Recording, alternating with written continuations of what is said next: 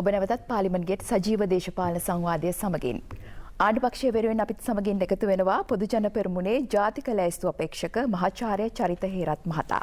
ආයිබෝන් ඔබතුමාට.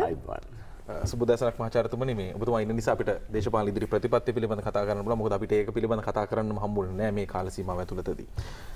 2015 2019 ජනාධිපතිවරණයේ ප්‍රතිඵලත් එක්ක ගත්තොත් තාමත් ඒ ජනප්‍රියත්වය ඒ විදිහටම පවතිනවද? ඔබේ අදහස මොකක්ද? චාමර මුලින්ම හැමදෙනාටම ඉතාම සුබ උදෑසනක්. බොහොම ස්තුතියි අපිට කතා කරාට. ඇත්තටම අපි හිතන්නේ චාමර මේ ජනාධිපතිවරණේ නොවැම්බර් මාසේ 16 වෙනිදා පවත්වපු ජනාධිපතිවරණයයි මේ අගෝස්තු මාසේ 5 වෙනිදා පවත්වන මහමැතිවරණයයි එකිනෙකට සම්බන්ධයි කියලා. ඒකේ තේරුම තමයි මේ රට 2015 ඉඳලා 19 වෙනකන් ආපු දේශපාලන ගමන් මාර්ගය, ක්‍රමවේදය, ආකෘතිය වෙනස් කරන්න අවශ්‍යයි කියලා මේ රටේ මිලියන 7කට ආසන්න ජනතාවක් පහුගිය නොවැම්බර් මාසේ 16 වෙනිදා තීරණය කෙරුවා. ඒ තීරණය කරේ මෙන්න මේ ගෝඨාභය රට හදන සෞභාග්‍ය දැක්ම කියන ප්‍රතිපත්ති ප්‍රකාශයත් එක්ක. ඒ කියන්නේ මේකටයි ගෝඨාභය රාජපක්ෂ මැතිතුමාටයි සමාජ සම්මුතියක් හම්බුණා මිලියන 7කට ආසන්න ජනතාවගේ. ඒ සම්මුතියෙන් කිව්වේ මේ වැඩසටහන රාජ්‍ය ප්‍රතිපත්තියක් බවට පත් කරන්න කියලා. ඒක සඳහා විධානය කරන බලය, විධායක බලය එතුමාට දුන්නා. හැබැයි මේක රාජ්‍ය ප්‍රතිපත්තියක් බවට පත් කරන්න නම් ව්‍යවස්ථාදායකත්වයේ බලය එතුමාට අවශ්‍යයි. එතුමා කල්පනා කරන, එතුමා වැඩ කරන දේශපාලන ධාරාවට අවශ්‍යයි.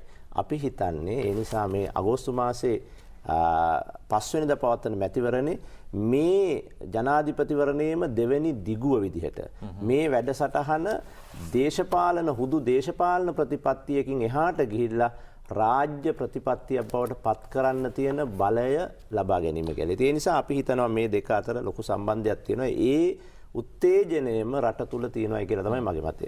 අපි වෙලාව බලමු. අපි අලි කතා කරමු.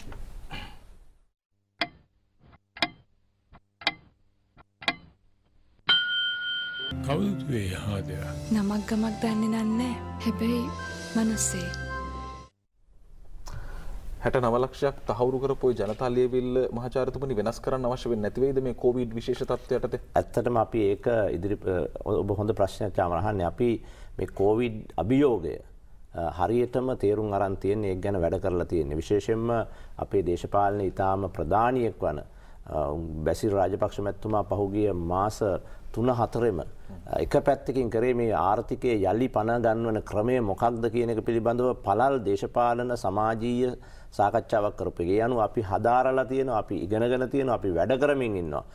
කොරෝනා වලින් පස්සේ තත්ත්වය කොහොමද කියලා. උදාහරණයක් විදිහට කිව්වොත් අපිට විදේශ ප්‍රාග්ධනය ලැබෙන බොහෝ මාවත් මේ කොරෝනා උවදුරත් එක්ක අඩු වෙලා තියෙනවා. ඔබ දන්නවා අපේ අපනයන ආර්ථිකයට විශාල බලපෑමක් මේකෙන් සිදු වෙලා තියෙනවා. ඒ වගේම අපේ සංචාරක ව්‍යාපාරයට මේකෙන් බලපෑමක් සිදු වෙලා තියෙනවා. අපේ විදේශ රැකියා කරන්නන්ට මේකෙන් බලපෑමක් වෙලා තියෙනවා. ඒ නිසා අපේ විදේශ ප්‍රාග්ධනයේ ප්‍රධාන උල්පත් තුනක් බරපතල විදිහට මේක හරහා ගැට ගැහිලා තියෙනවා. ඉතින් මේකට උත්තර කොහොමද හදන්නේ කියන එක පිළිබඳව පළල් දේශපාලන සමාජ ආර්ථික සාකච්ඡාවක් අපි තුල තියෙනවා. අපි ඒ නිසා මේක දැනගෙන සූදානම් වෙලා තමයි මේ වැඩේට එන්නේ. දැන් මේ වෙලාවේ පවතින තත්ත්වයක් එක්ක COVID-19 පාලනය සම්බන්ධයෙන් සතුටු වෙන්න පුළුවන් තැනකද අපි ඉන්නේ?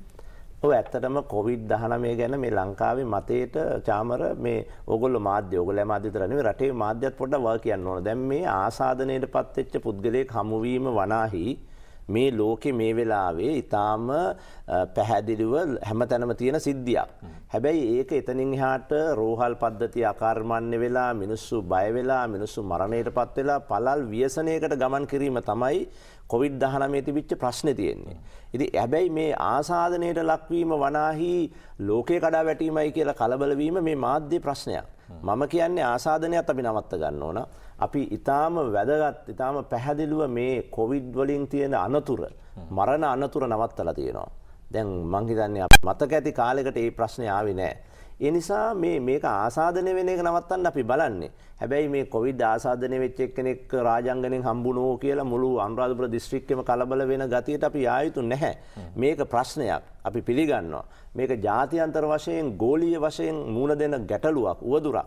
ඒ උවදුර අපේ රටට අපේ ආණ්ඩුව තියෙන නිසා ඊටාම අඩුවෙන් බලපෑම් කරන්න කියන එක තමයි මගේ මතය. ඒක මම හිතන්නේ රටේත් මතය කියලා. දැන් අපි සමාජ මාධ්‍ය තුලත් දැක්ක ඒ වගේ යම් කලබලකාරී තත්ත්වයන් ඇති කරන අසත්‍ය පුවත් ප්‍රචාරය වෙනවා. යම් නියාමනයක් ඇති විය යුතුයි කියලා ඔබතුමා හිතන්නේ නැද්ද? ඒක ඔබතුමිය අහන්නේ ඉතා බරපතල ප්‍රශ්නයක්. ඒ නියාමනය කියන එක ඇත්තටම මම හිතන්නේ ජනමාධ්‍ය සම්බන්ධ වැඩ කරපු කෙනෙක් විදිහට මේ ජනමාධ්‍ය ප්‍රධාන ක්‍රමවේද තුනක් අපි කල්පනා කරන්න ඕන. එකක් තමයි ජනමාධ්‍ය ඇතුලේ හොඳ පුහුණුවක් අපි තුල තියෙන්න ඕන මේ සත්‍ය අසත්‍ය මොකද්ද කොහොමද සත්‍ය හඳුනගන්නේ කියන ඉඳලා ට්‍රේනින් කියන එක තමයි මගේ පළවෙනි ශිල්පදය ජනමාධ්‍ය සම්බන්ධ වැඩ කරද්දී. දෙවෙනි එක එතික්ස්.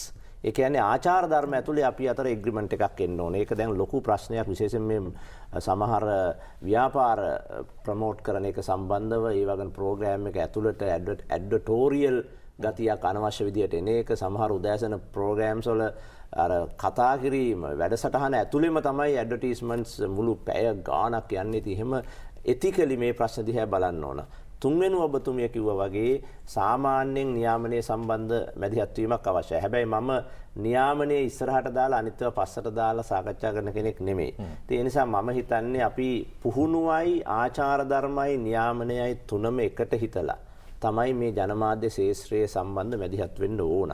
ඉතින් ඒ අනුව සමාජ මාධ්‍ය දැන් ඔබතුමියලා වගේ තරුණ අය මේ කාලේ මේක ඇතුලේ තමයි ඉන්නේ. ඔබේ ඇත්තටම ඉස්සර ඔබගේ ෆිසිකල් ප්‍රසන්ස් එක ඔයා කොහොමද කියලා හිතන එක තමයි ඉස්සර පෙනුම කියලා කියන්නේ අපියරන්ස් එක කියන්නේ. දැන් පුද්ගලයෙක්ගේ අපියරන්ස් එක කියලා කියන්නේ ඩිජිටල් අපියරන්ස් එක. ඩිජිටල් ප්‍රසන්ස් එක. ඒ නිසා ලෝකයේ අද තත්ත්වය වෙනස් වෙලා තියෙනවා. අද තරුණ ළමයිගේ පැවැත්ම කියලා කියන්නේ ඒගොල්ලෝ ඩිජිටලි ඉන්න තැන. ඉතින් ඒ නිසා මේ ඩිජිටල් පැවැත්ම නීති දාලා කළමනාකරණය කරන්න අපි යන්නේ නැහැ.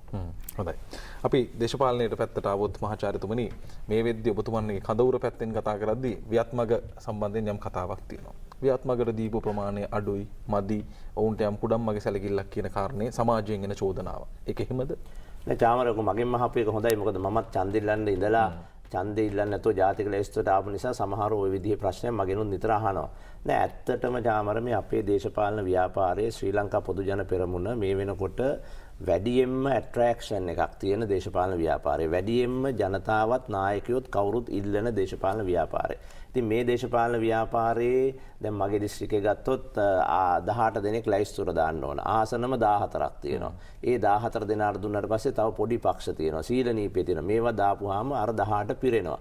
එතකොට වෘත්තීය වේදීන් විද්වතුන් වගේ අයටත් මේක ඉඩක් දෙන්න ඕන කියලා අපි කවුරුත් විශ්වාස කරනවා. හැබැයි විශ්වාස කරාට මේ තියෙන ආකෘතියත් එක්ක ඒක කරන්න බැරි වෙලා තියෙනවා. ඉතින් ඒ නිසා දැන් අපි වාගේ අය ඒ නිසා කල්පනා කරේ පක්ෂෙත් යෝජනා කරේ අපි ජාතික ලැයිස්තුවෙන් ජාතික මේ මතවාදයට අපි ගමන් කරමු. ඒක ඇතුලෙන් මේක සඳහා මැදිහත් වෙමු. අර ග්‍රාමීය නායකයන්ට ඒ ඡන්ද ඉල්ලන්න දෙමු කියලා. මෙතන දේශපාලනය කියන්නේ චාමර දේශපාලනයේට හැම පැත්තකම අයගේ සහභාගීත්වය අවශ්‍යයි. ඒ කියන්නේ ග්‍රාමීය වශයෙන් වැඩ කරන සිවිල් නායකයෝ දේශපාලනය ගැන දන්න එදා ඉඳලම දේශපාලනය කරපු කණ්ඩායම් ඉන්නවා. අපේ රටේ 48 ඉඳලා දේශපාලනය කරපු අයගේ බොහෝ අය ඉතා හොඳ අය හිටියා. ඉතින් ඒ නිසා මම හිතන්නේ එතන එහෙම ප්‍රශ්නයක් උනේ නැහැ.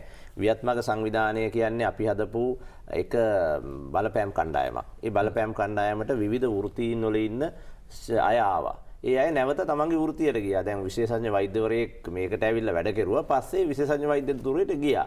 ඉතින් ඒ නිසා ව්‍යාත්මක කියන සංවිධානයේට නොසලකිල්ලක් කොහෙවත් වෙලා නැහැ. ඒ වගේම අපි කල්පනා කරන විදිහට මේ ශ්‍රී ලංකා පොදු ජන පෙරමුණ කියන පළල් දේශපාලන ප්‍රවාහය ඇතුලේ සියලු සංරචකයන් ඉන්නවා. වෘත්තීය වේදීන්, බුද්ධිමතුන්, සමාජ නායකයන්, දේශපාලනෙම්ම උඩට ආපු නායකයන් වගේ පළල් එකමුතුවක් තියෙන සංරචකයක් තමයි ශ්‍රී ලංකා පොදු ජන පෙරමුණ කියන්නේ. අර ජනතාවගේ පැත්තෙන් ආවනේ ගෝඨාභය රාජපක්ෂ මහත්තයාට වැඩ කරන්න පුළුවන් සුදුසු පාර්ලිමේන්තුවක් හැදෙන්න ඕනේ කියලා. ඊට කලින් මතේ තිබ්බේ මේ 225ම එපා කියන තැනක. හිතෙනවද අලුතින් හොඳ පාර්ලිමේන්තුවක් ඔබතුමන්ලා කතා කරපු විදිහේ සුපිරිසිදු පාර්ලිමේන්තුවක් හැදෙයි කියලා? දැන් මෙහෙමයි චාමර. දැන් පාර්ලිමේන්තුවේ 225ම එක විදිහට හිතන්නේ නැහැ. ඒ වගේම පාර්ලිමේන්තුවේ එක එක ප්‍රශ්නවලට ඉන්ට්‍රස්ට් එක වැඩි අය ඉන්නවා. දැන් උතුරු නැගෙනහිරින් එන අයගේ මුළු අවධානයම තියෙන්නේ බලය බෙදීම, දේශපාලන විසඳුම් වාගේ ඒවා ගැන. එතකොට තව පරිසරයේ පැත්තෙන් හිතන කෙනෙකුගේ වැඩි ඉන්ට්‍රස්ට් එක තියෙන්න පුළුවන් පරිසරය ගැන. ගමෙන් එන නායකයෙකුගේ ලොකුම අවධානය අභිලාෂය වෙන්නේ ඒ ගම්පානය දියුණු කරන එක ගැන සංවර්ධනය ගැන. දැන් මං වගේ කෙනෙක් ආවොත් මගේ තියෙන ප්‍රධානම අභිලාෂය එකක් මේ ප්‍රජාතන්ත්‍රකරණය ඒ වගේම ආණ්ඩුකරණය වාගේ පැති. ඉතින් ඒ නිසා මේ එක එක්කෙනාගේ අර ඉන්ට්‍රස්ට් වෙනස් ඒක හොඳයි. ඒක හොඳයි ඇත්තට. මේක නරක නෑ. දේශපාලනයේදී 225ම එකම අදහසක හිටියොත් එහෙම ඒක ඇත්තටම සාකච්ඡා මණ්ඩපයක් වෙන්නේ නැහැ. ඉතින් ඒ නිසා අපි විශ්වාස කරන්නේ චාමර මේ පාර්ලිමේන්තුව ඉස්සරහට එන පාර්ලිමේන්තුව මෙන්න මේ වගේ කලාප ගණනාවක් නියෝජනය කරන ශක්තිමතුන්ගෙන් එයි කියලා. දැන් මෙතන සමහරු නොසලකා හරිනවා අපේ ජාතික ලැයිස්තුව. මේ අනිත් පක්ෂවල වගේ නෙමෙයි. අනිත් පක්ෂවල ජාතික ලැයිස්තුවේ ගොඩක් ඉන්නේ හිටපු ඇමතිවරු, മന്ത്രിවරු, ඔය අනිත් විපක්ෂයේ අයගේ. නමුත් අපේ දේශපාලනයේ මේ ජාතික ලැයිස්තුව කියන එකත් අපි මාකට් කරන්න ඕන. අපි කරනවා. මොකද මේක ඇතුළේ ඉන්නවා මේ රටේ 29ක් විදිහට එකකට ගන්න බැරි තරම් ඊටාම බලසම්පන්න වැදගත් චරිත රාශියක්. මේකේ මහාචාර්යවරු ඉන්නවා, ගණකාධිකාරිවරු ඉන්නවා, ජනාධිපති නීතිඥයෝ ඉන්නවා, මේකේ විද්‍යාඥයෝ ඉන්නවා, විශේෂඥ වෛද්‍යවරු ඉන්නවා, විශේෂඥ වෛද්‍යවරු දෙන්නෙක් ඉන්නවා, ජනාධිපති නීතිඥවරු දෙන්නෙක් ඉන්නවා, මහාචාර්යවරු 3 දෙනෙක් ඉන්නවා, ජාතික ව්‍යාපාරී ඉන්න නායකයෝ ඉන්නවා. ඉතින් මේක මං කියන්නේ හරිම අර මේ විවිධ ශේෂ්ත්‍ර එකතු කරපු ඇත්තටම 1978න් පස්සේ 78 ජාතික ලැයිස්තු සංකල්පයේ ගෙනාපු එකේ හරිම පරමාර්ථය ගණ්ඩ පුළුවන් ජාතික ලැයිස්තුවක් ගෙනාවේ ශ්‍රී ලංකා පොදු ජන පෙරමුණ කියලා මම විශ්වාස කරනවා. හොඳයි. නව රජයක් යටතේ නව ආණ්ඩුක්‍රම ව්‍යවස්ථාවක් රැගෙනීමේ සූදානමක් තියෙනවද මහාචාර්යතුමා? නෑ ඇත්තටම ඒකත් අපි ආමන්ත්‍රණය කරන ප්‍රධාන ප්‍රශ්නයක්. අපි විශ්වාස කරන විදිහට පහුගිය අවුරුදු 72ක නිදහස් කාලය තුල අපි දන්නවා ආණ්ඩුක්‍රම ව්‍යවස්ථා 3ක් අපි අත්හදා බැලුවා.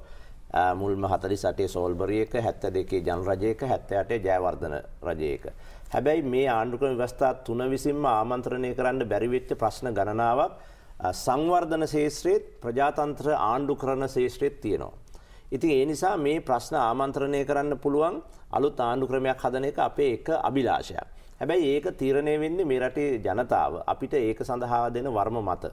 අපි විශ්වාස කරනවා අපිට 3න් 2ක බලයක් ලැබෙන ඕනෑම මොහොතක අපි අර ජයවර්ධන රජයේ මේ ඇත්තටම මේ 78 ව්‍යවස්ථාව තමයි අපි වැඩිම කාලයක් පාවිච්චි කරලා තියෙන්නේ. 72 ව්‍යවස්ථාව පාවිච්චි කරුවේ අවුරුදු 7ක් 8ක්. 72 ව්‍යවස්ථාව ආවා 78 එක මාරු කරුවා. ඉතින් අවුරුදු 6යි. ඒ ඇත්තටම ඒක හොඳ ව්‍යවස්ථාවක්. නමුත් අවුරුදු 6කින් ඒක විසි කරලා දැම්මා. ඒ නිසා 78 ව්‍යවස්ථාව දැන් අවුරුදු 40කට වඩා අපි වැඩ කරලා තියෙනවා. අපි විශ්වාස කරන ඒක 20 පාරක් නැත්නම් 19 වතාවක් සංශෝධනය කරලා තියෙනවා. ඒ නිසා අපි විශ්වාස කරන්නේ ආමන්ත්‍රණය කරන්න තියෙන සංවර්ධන ප්‍රශ්න, ආර්ථික ප්‍රශ්න, ආණ්ඩුකරණයේ ප්‍රශ්න සහ ජාතීන් අතර ප්‍රශ්න වාගේ ප්‍රශ්න ආමන්ත්‍රණය කරපු ශක්තිමත් ආණ්ඩුක්‍රම ව්‍යවස්ථාවක් හදන්න විශේෂයෙන් මැතිවරණ ක්‍රමය වගේ ඒවා අපි බලාපොරොත්තු වෙනවා. හැබැයි අපිට ඒ 3න් 2කේ බලය හම්බුනේ නැත්තම් මම හිතන්නේ මගේ තනි තීරණයක් නෙමෙයි මම හිතන්නේ මේක ලොකු සාකච්ඡාවක් වෙයි. මම හිතන්නේ අපේ දේශපාලන ව්‍යාපාරයේ යෝජනා කරයි 20 වෙනි පළල් 20 වෙනි සංශෝධනයකට යන්න.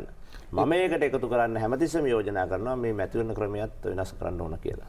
ඒ කියන්නේ මේ ව්‍යවස්ථාවම තවත් සංශෝධනය වී යාම අවුලක් නැහැ කියන තැන ඔබතුමා ඉන්නවද? නෑ අවුලක් තමයි. නමුත් ඉතින් බලේ නැත්තම් කරන්න බෑනේ. ඒකේ බලේ 3න් 2 කියන දේ සාමාන්‍යයෙන් ඔබතුමා ප්‍රජාතන්ත්‍රවාදයේ නිරන්තරයෙන් කතා කරන කෙනෙක්ගේ 3න් 2 කියන දේ එක්තරා ආකාරයකින් ප්‍රජාතන්ත්‍රවාදයට බලපෑමක් නෙවෙයිද? නෑ එහෙම නෑ. දැන් අපේ ආණ්ඩුව 977 වෙනකන් බොහෝ ආණ්ඩු 3න් 2 බලය තිබුණා. 70 ආණ්ඩුවටත් 3න් 2ක් තිබුණා. 77 ආණ්ඩුවට 6න් 5ක් තිබුණා. ඇත්තට මේ පරණ ක්‍රමය ඇතුලේ ඒ නිසා ආණ්ඩු ක්‍රම ගැන පළල් දේවල් කරන්න පුළුවන් වුණා. ඉතින් 3න් 2 නැති නිසා සමහර පනත් ගේන්න බැරි වුණා. ඇත්තටම 3න් 2 තියෙනවා නම් අපිට විශාල වශයෙන් මේ රටේ ඇත්තටම මේ රටේ ජනතාව සුදේශිකයන්ගේ විශාල අර්බුදයක් තියෙනවා 48 ඉඳන්. මම මේ සුදේශිකයන් කියන එකට සිංහල, දෙමළ ඔක්කොම දානවා. මේ සුදේශිකයන්ගේ අරගලය හරියට තේරුම් ගන්නවත් සමහර විට අපිට මේ විදේශ ව්‍යවස්ථා ඉඩ දීලා නැහැ. ඒ වගේම මේවා විසඳන්න නෙමෙයි තේරුම් ගන්නවත් සමහර වෙලාවට බෑ. ඒවා ඒ ආකෘතිය ඇතුළේ බලන නිසා. ඒ නිසා අපිට තියෙනවා ලොකු වගකීමක්. මේ රටේ ජනතාව විශේෂයෙන්ම මම හිතන්නේ මේ ගෝඨාභය රාජපක්ෂ මැතිතුමාගේ ජයග්‍රහණ වෙනුවෙන් වැඩ කරපු ජනතාවගේ බහුතරය සිංහල බෞද්ධ සමාජ ජනතාව. ඒක බහුතරය. අසාතිශය බහුතරය. එතකොට ඒ සමාජයට විශාල කැකෑරෙන වේදනාවක් තියෙනවා සමහර ප්‍රශ්න ගැන. ඒ වගේම අනිත් සුළු ජාතීන්ටත් විසඳිච්ච නැති ප්‍රශ්න තියෙනවා. අපි ඒකත් විශ්වාස කරනවා. ඒ නිසා මේවා විසඳන්න පුළුවන් තැනකට අපිට බලය ලැබෙනවා නම් අපි අලුත් ව්‍යවස්ථාවකට යනවා. හොඳයි මේ එය කැබිනට් ක්‍රමයක් වෙයිද විධායක ක්‍රමයක් වෙයිද පවතිනවා වගේම. නේද? ඒක ගැන දැනට මුකුත් කියන්න බෑ. ඒක ඉතින් ලොකු පළල් ස්ටඩි එකක් නේ. ව්‍යවස්ථාවක් කියන එක එහෙම එක්කෙනෙක්ගේ ඔළුවේ තියෙන එකක් නෙමෙයි. දැන් අපි හිතන්නේ මගෙන් ඔබතුමිය අහුවොත් දැන් මගේ අදහස මොකක් වායකක්ද කියලා මට උත්තරයක් දෙන්න පුළුවන්. නමුත් මම කියන්නේ ඒවා ප්‍රීමැචුවර්. දැන් ඒක නෙමෙයි කතා කරන්න ඕන. අපිට හිතෙන්නේ අලුත් ව්‍යවස්ථාවක මම හිතන්නේ අංශ ගණනාවක් තියෙන අවදාන ලක් කරන්න. එක 13 වෙනි ව්‍යවස්ථා සංශෝධනයයි කේන්ද්‍රීය රජය අතර තියෙන ගුණ ගැලපීම කොහොමද සමහන් කරන්නේ. දෙක 19 වෙනි ව්‍යවස්ථා සංශෝධනය විසින් ඇති කරපු සමහර නොගැලපීම් කොහොමද සමහන් කරන්නේ. තුන අපේ රටේ මැතිවරණ හතරට මැතිවරණ ක්‍රම හතරක් තියෙන්නේ. පළාත් පාලන එක විදිහකට, මහා ඡන්දේ තව විදිහකට, පළාත් සභා තව විදිහකට, ජනාධිපති තව විදිහකට. ඒ නිසා මැතිවරණ එක ක්‍රමයක් ගන්නේ කොහොමද කියන එක. ඒ වගේම අපේ රටේ මූලික නීතීන්, ඔය මූලික නීතීන් මේ විදිහටම ආරක්ෂා කරගෙන මේ සංස්කෘතික නිදහස කියන එක. දැන් ඇත්තටම සංස්කෘතික නිදහස කියන එකත් ඉතා වැදගත් ප්‍රශ්නයක්. මේක කොහොමද අපි ආමන්ත්‍රණය කරන්නේ කියන එක. ඒ නිසා මම හිතන්නේ මේකේ අනුලංඝනීය, උල්ලංඝනය කළ නොහැකි අංශ ගණනාවක් තියෙනවා. හැබැයි ඒක ඒ සාකච්ඡාවට අපි කවුරුත් අපිට විරුද්ධ පැත්තෙන් ඒ වගේම සුළු ජනපක්ෂ, ද්‍රවිඩ මුස්ලිම් කණ්ඩායම් ඒගොල්ලන්ගේ අදහස් ඉදිරිපත් කරන්න ඕන.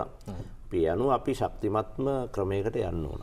දැන් එතෙන්ම මම එකක් යෝජනා කරනවා මහාචාර්යතුමා. දැන් මීට පෙර ඔබතුමා එන්නට කලින් හිටපු අපේක්ෂකතුමා පළාත් සභා නියෝජනය කරපු කෙනෙක් සමග ජන බලවේගය. එතුමාගේ මතයක් තිබුණේ පළාත් සභාව කියන්නේ වැඩක් කරන්න බෑ කියන කාරණේ. පළාත් සභාව මැතිවරණ තිබෙත් නැහැ. පළාත් සභාව ඉදිරියට නිෂ්ක්‍රීය කරනවා කියන තැනකට යනවාද? නෑ, අපිට නිෂ්ක්‍රීය කරන්න දෙයක් චාමර ඉතුරු වෙලා නැහැ. දැන් පහුගිය ආණ්ඩුව පහුගිය යහපාලනය කියලා කිව්වට ඇත්තටම යහපාලනයට සම්පූර්ණ විරුද්ධ වැඩ තමයි මේ කරනෙව්වා. දැන් මේ පළාත් සභා මේ කල් දාලා තියෙනවා අවුරුදු 3ක්.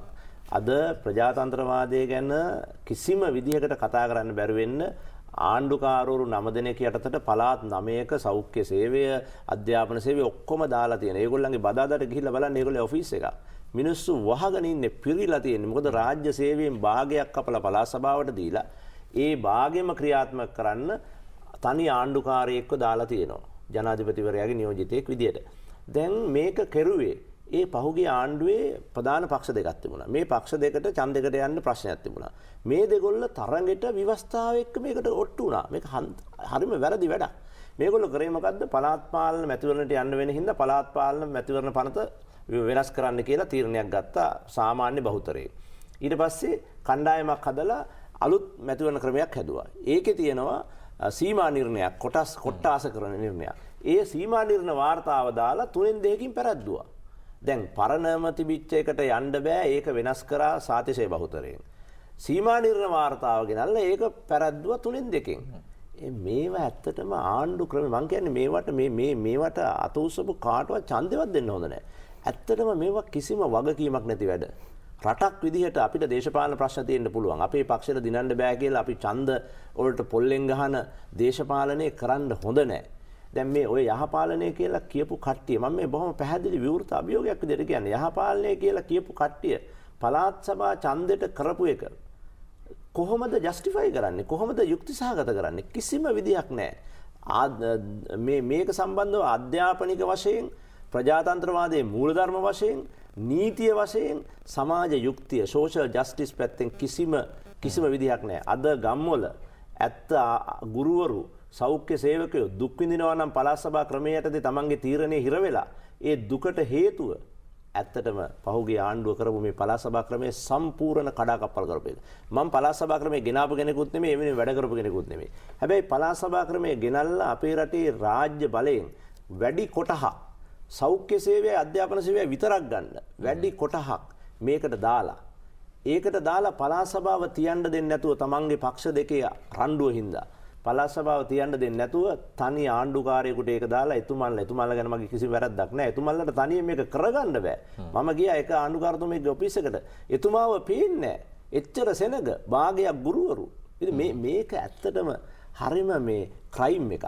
මේක කෙරුවේ ඔය බොරු දේශපාලන වශයෙන් ඉතාම හොඳයි කියලා කියපු බොරු යහපාලන කණ්ඩායම. මේක අපි එළිය කියන්නේ මේ රටේ ජනතාව මේ කණ්ඩායමට කවදාක්වත් මේක සම්බන්ධව සමාව දෙන්න හොඳ නෑ කියලා මම විශ්වාස කරන හින්දා. දැන් ඉදිරියටත් නිකන් ජාතිකාණ්ඩු වගේ කතා ටිකක් මතුවෙනවා විපක්ෂ පැති වලින්. ජාතිකාණ්ඩු කියන සංකල්පයට ආයෑමක් තියෙනවද ඉස්සරහට? ඒවා අපිට ජාතිකාණ්ඩුවක් ඕන වෙන එකක් නෑනේ. අපි ඉතින් 3න් 2ක් බලාපොරොත්තු වෙනකොට චාමර අපි හිතන්නේ 3න් 2ක් එයි කියලා. ආවේ නැත්තම් ඒ ළඟට එයි කියලා. එතකොට අපි හිතන්නේ කිසිම ජාතිකාණ්ඩුවක් නෑ. ඇත්තටම අපේ ආණ්ඩුව තමයි ජාතික. මොකද මිලියන 14ක් ඡන්ද දෙන රටේ මිලියන 7ක් එක ජනාධිපතිවරයෙකුට ඡන්ද දුන්නාම ඒ මිලියන 7ම මං හිතනවා අපිට මේවර ඡන්ද දෙයි කියලා. ඡන්ද දුන්නාම ඉතින් අපි තමයි ජාතික.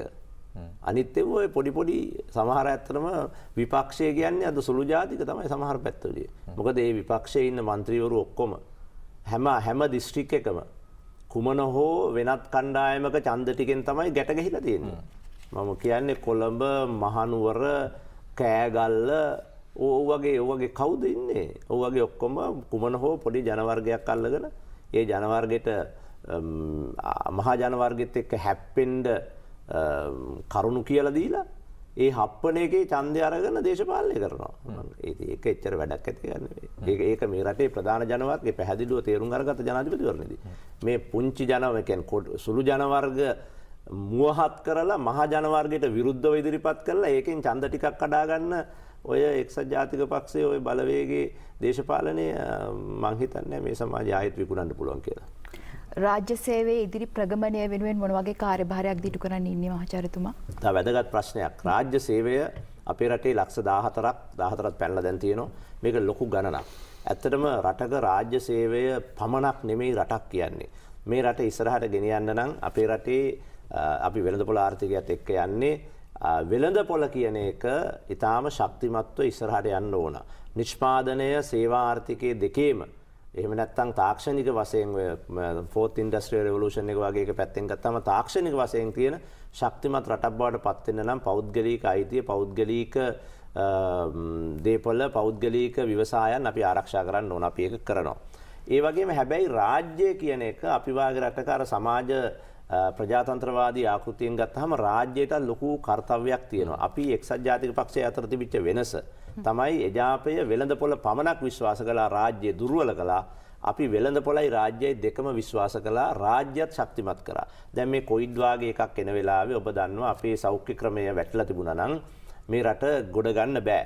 ඒ වගේම අපේ ප්‍රවාහන පද්ධතියේ විශාල ශක්තියක් අපේ රටේ ජාතික නිෂ්පාදනයට කරනවා.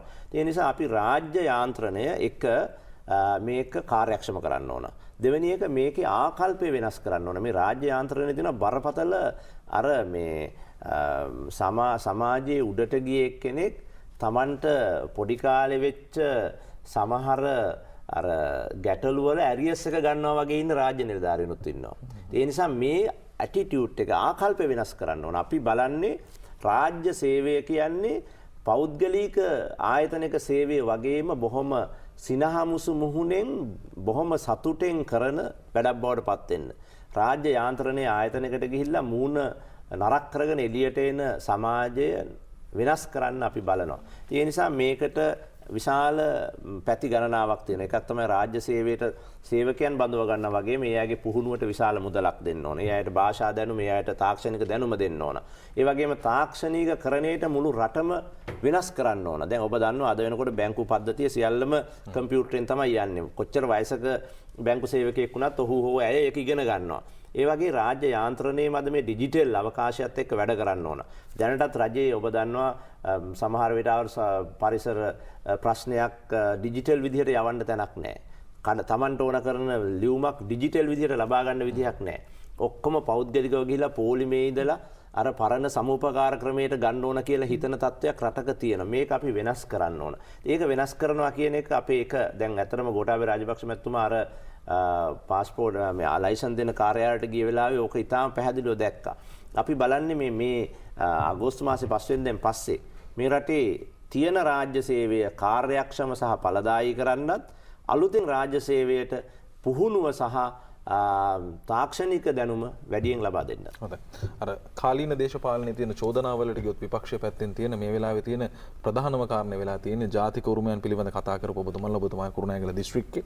ඇයි මේ පුරාවිද්‍යා ස්ථාන ඩෝසර් කරන්නේ? නෑ ඇත්තටම ඒක හොඳ ප්‍රශ්නයක්. මේ කුරුණෑගල දිස්ත්‍රික්කයේ මේ දවස්වල ලොකු සංවාදයක් යනවා. මම හිතන්නේ මේක ගැන මම අද හොයන්න බලාපොරොත්තු වෙන කොහොමද අද රාත්‍රියේ මට තියෙන සාකච්ඡාවකට අවශ්‍යයි. දැන් අපි පුරාවිද්‍යාවෙන් ගැසට් කරපු පුරාවිද්‍යා ස්ථාන තියෙනවා. කුරුණෑගල දිස්ත්‍රික්කේ රාජධානි 4ක් තිබුණා. කුරුණෑගලයි, දඹදෙණියයි, යාපහුවයි, පඬුවස්නුවරයි. මේ රාජධානි 4ෙම අපි ගැසට් කරලා තියෙනවා වෙන වෙනම. හැබැයි එහෙම ගැසට් කරපු නැති හඳුනාගත්ත පුරාවිද්‍යා ස්ථානක් තියෙන්න පුළුවන්. දැන් ඔය කුරුණෑගල බෝනෙක හෝටලේ සම්බන්ධ බෝනෙක හෝටලේ කියලා මට කියවෙන්නේ ඕක ඉස්සර බෝනෙක හෝටලේ. අතරම අපි දන්න විදිහටත් ඕකේ අපි පාන් එහෙම ගන්නවා. එක කාලයක් ඕක හෝටලයක් විදිහට තිබුණා. ඊට පස්සේ හෝටලෙත් කඩා වැටලා අර ඉස්සරහා වීදුරු දාපු පොඩි පාන් බනිස් විකුණන දැන් අලුත් කඩ තියෙන්නේ යන්නේ එහෙම එකක් බවට ඕක පත් වෙලා තිබුණා. ඔතන ඇත්තටම ඔතන බෝනෙක කියලා කියන්නේ බෝනෙක බාහු රජුරුවන්ගේ එකක් කියන එක මමත් දැනගත්තේ මේ ඊයේ පෙරේද මේ සිද්ධියෙන්. මම හිතුවෙත් ඕක බෝනෙක කියලා හෝටලයක් තමයි තියෙන්නේ කියලා. ඕක 90 දශකයේ ඉඳලම තිබුණා. හැබැයි දැන් මම දන්නේ ඕකේ දැන් පුරාවිද්‍යා දෙපාර්තමේන්තුවෙන් ඒක ඩික්ලෙයාර් කරලා තියෙනවා නම් ඒකට මොකක් හරි කඩදාසියක් අවශ්‍යයි. ඒ වගේම එතන පුවරුවක් අවශ්‍යයි. ඒ පුවරුව ගැහුවේ කවදද කියන එකත් හොයාගන්න අවශ්‍යයි. මම හිතන්නේ ওই ප්‍රදේශයේ පුරාවිද්‍යාවට සම්බන්ධ දේවල් තියෙන්න පුළුවන්. මොකද ඔයිට පොඩ්ඩක් එහා තමයි අර පරණ මාලිගාවේ නටබුන් තියෙන්නේ. අපි ඔය දැන්ට මේ ආණ්ඩුකාරවරයාගේ නිල නිවාසයේ නිල මේ කාර්යාලයේ තියෙන හරියේ. ඒ නිසා ওই පැත්තේ පුරාවස්තු නොතිබෙන්න හේතුවක් නැහැ. හැබැයි මේ පුරාවස්තු ඒ පැත්තේ තියෙන පුරාවස්තු මේ බෝනෙක කියලා මේ අපි දැක්ක හෝටලේ අතර සම්බන්ධයක් තියෙනවා කියන එක ඊයේ පෙරේද තමයි එළියට ආවේ. ඉතින් මං කියන්නේ එහෙම තියෙනවා නම් ඒක වැරදීමකින් නම් නගරාධිපතිවරයා හරි කවුරු හරි ඒකට මේක හොයලා තියෙන්නේ. ඇත්තටම සමාජයේ එහෙම මතයක් තිබුණේ නැහැ. නමුත් එහෙම එකක් තියෙනවා නම් මේ මම කියන්නේ පුරාවිද්‍යා දෙපාර්තමේන්තුව කරුණාකරලා ඒකට මැදිහත් වෙන්න ඕන. මැදිහත් වෙලා ඒක කතා කරන එක හොඳයි. අපි කුරුණෑගල දිස්ත්‍රික්කේ ජනතාව විදිහට අපි කොහොමත් පුරාවිද්‍යාව අවුරුදු 100 ගාණක් ආරක්ෂා කරපු මිනිස්සු ඉන්න පැත්තක්. අපි කාටවත් පුරාවිද්‍යාව ඇත්තට පුරාවිද්‍යාවේ නටබුන් පෙන්නලා ආදායමක් ලබන දිස්ත්‍රික්කයක් මිසක පුරාවිද්‍යාව විනාශ කරලා හෝටල් ගහන දිස්ත්‍රික්කයක් නෙමෙයි. හැබැයි මේ ප්‍රශ්නය මම මේ දේශපාලඥයන් කාර්යකත් අමනාපයෙන් කතා කරන්නේ මම හිතන්නේ මේක අපි හොයාගන්න ඕන. මම දැක්ක දැන් මේකේ මත දෙකක් තියෙනවා. ඇත්තටම නගරාධිපතිතුමාගේ පැත්තෙන් කියන්නේ මේක මමත් හිතන්නේ මේක ඇත්තටම අර ඔහොම හෝටලයක් තමයි තිබුණේ උතන. එතන පරණ ලොකු ගහක් තිබුණා කළුවර වගේ. මම දන්නේ ඒ ගහ දැන් තියෙනවද කියලා. එහෙම ගහකුයි ලොකු හෝටලයකුයි. ඉතින් ඒක කැඩිලා ඒක පිටිපස්සේ තියෙන ওই මණ්ඩපේ කියන එක තියෙනවා කියලා තමයි දැන් කියන්නේ. ඒ නිසා මේ දෙකම දිහා බලලා අපි මේක ගැන යම් කිසි පිළිවෙලක් හදාගන්න ඕන. ඒකෙන් කියන්නේ නෑ ඒක පුරාවිද්‍යා නටබුන් එකක් නම් මේ අපේ ආණ්ඩුව පුරාවිද්‍යාව ඩෝසර් කරන්න යන ආණ්ඩුවක් නෙමෙයි පළවෙනි එක. ඒක පුරාවිද්‍යා නටබුන් එකක් කියලා නොදැන කවුරු හරි ඒකට මැදිහත් වුණා නම් ඒක ගැන අපි කල්පනා කරන්න ඕන. තුන්වෙනි ඒක පුරාවිද්‍යා එකක් නෙමෙයි නම් මටත් හිතෙන විදිහට ඒක දිගටම තිබුණේ හෝටලයක්. මම දන්නේ කොහොමද ඔක පිටිපස්සේ තිබුණේ කියලා. එහෙනම් පුරාවිද්‍යා ක්‍රියාදාමයක් නොමෙයි නම් ඒකත් මේක මේ වෙලාවේ ඡන්ද වෙලාවේ මේ අනවශ්‍යව ගන්න එකේ තේරුමක් නැහැ. ඒ නිසා කොහොමටත් අපි මේ රටට කියන්නේ එය පුරාවිද්‍යා දෙපාර්තමේන්තුව යටතේ ගැසට් කරපු ආයතනයක් හරි ගැසට් කරන්න තියෙන තැනක් හරි නම් විශ්වාස කරන්න අපි ඒක ආරක්ෂා කරනවා. එහෙම නැති තැනක් නම් මේ නිකන් සාකච්ඡාවක් නම් මේක යන්නේ ඒකත් අපි බලමු. මට හිතෙන්නේ පුරාවිද්‍යා දෙපාර්තමේන්තුවත් එක්ක මමත් පෞද්ගලිකව කතා කරන්න බලාපොරොත්තු වෙනවා මේ කරුණු අවශ්‍යයි. සමහරු කරුණු හරියට ගේන්නේ නැතුව නිකන් එහාට මෙහාට කෑ ගහනවා. ඒකයි මේ ප්‍රශ්නේ තියෙන්නේ. හොඳයි. අවසාන වශයෙන් රටේ ජනතාවට කතා කරන්න අපිට මිනිත්තුවක් දෙන්න පුළුවන්. ඉතාම ස්තුතියි චාමර. අපි විශ්වාස කරන්නේ ඒ නිසා මගේ පණිවිඩය ඇත්තටම මැසේජ් එක තමයි හරියට කියන්න ඕන. කියන ප්‍රමාණය වැදගත්. මම හිතන්නේ නොවැම්බර් මාසේ 16 වෙනිදා මේ රටේ ජනතාව තීරණයක් ගත්තා මේ වැඩපිළිවෙල ගෝඨාභය රාජපක්ෂ ජනාධිපතිතුමාගේ විධානය හරහා විධායකත්වයේ හරහා මේ වැඩපිළිවෙල දේශපාලන ප්‍රතිපත්තියක ඉඳලා රාජ්‍ය ප්‍රතිපත්තියක් බවට පත් කරන්න කියලා. ඒ සඳහා ගෝඨාභය රාජපක්ෂ මැතිතුමාට තනියෙන් කරන්න බෑ ඒක. ඒක සඳහා රාජ්‍ය ප්‍රතිපත්ති හදන මණ්ඩලයේ බලයක් එතුමාට හිමි කණ්ඩායමකට දෙන්න ඕන. ඒ නිසා අපි ඉල්ලා සිටින්නේ මේ වැඩසටහනට මේ නායකත්වයට මිලියන 7කට ආසන්න ජනතාවක් ඡන්ද දීපු නොවැම්බර් මාසේ 16 වෙනිදායි ඒ වැඩසටහන රාජ්‍ය ප්‍රතිපත්තියක් බවට පත් කරන්න රාජ්‍ය යාන්ත්‍රණය බලය ලබා ගන්න අපි ඉල්ලන අගෝස්තු මාසේ 5 වෙනිදායි සම්බන්ධ කරන්න කියලා. සම්බන්ධ කරලා අර නිමා කරපු ව්‍යාපෘතියේ දෙවෙනි ඉනිම විදිහට මේ ඡන්දෙදී ශ්‍රී ලංකා පොදු ජන පෙරමුණට සහයෝගය ලබා දෙන්න කියලා. හොඳයි. බොහොම ස්තුතියි පැමිණීම වෙනුවෙන් විශේෂයෙන්ම අර ජාතික ලයිස්තුව නියෝජනය කරන ඒ වගේම මේ රටේ ප්‍රතිපත්ති සම්පාදනයේලා ප්‍රමුඛ කාර්යභාරයක් කළ සහ නිරන්තරයෙන් කතා කළ ඔබතුමා වැනි අය පාර්ලිමේන්තුවේ සිටිය යුතුයි කියන අපි සිටිනවා. බොහොම ස්තුතියි අද දවසේදී පැමිණීමට. අපි සමුගන්නවා නැවත හමුවෙමු දහවල් එකට පාර්ලිමේන්තු ගේට්ටු වලින්.